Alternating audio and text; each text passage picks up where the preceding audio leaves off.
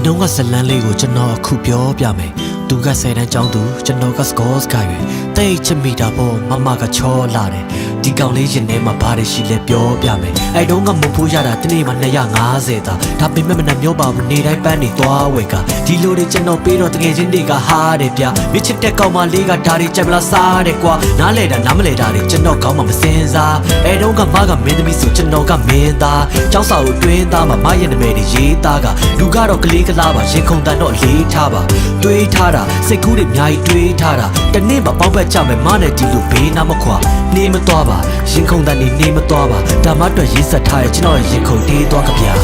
မလို့ခေါ်နေရဲ့လေကျွန်တော်ကိုရှော့ရှော့နေပြီးပျော်ပျော်နေစေပဲမ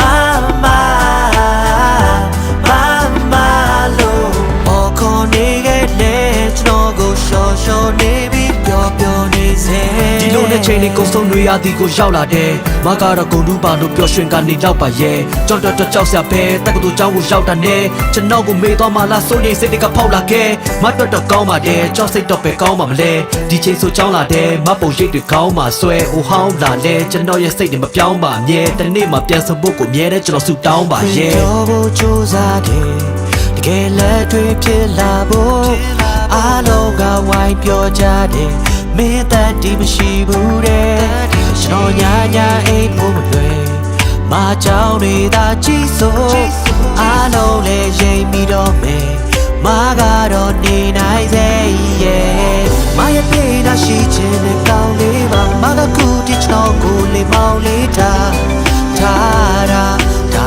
တနေနေတာ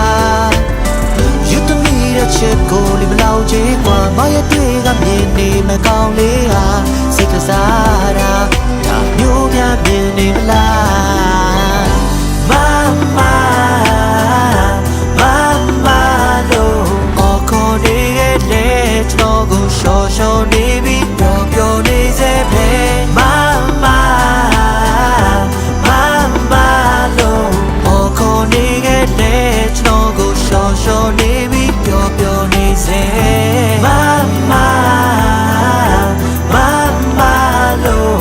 ကျွန်တော်မေးပါပြီလားမေးချင်တယ်မရဲ့ဖြစ်နိုင်ခဏလောက်ပြစ်တွေ့ချင်တယ်မရဲ့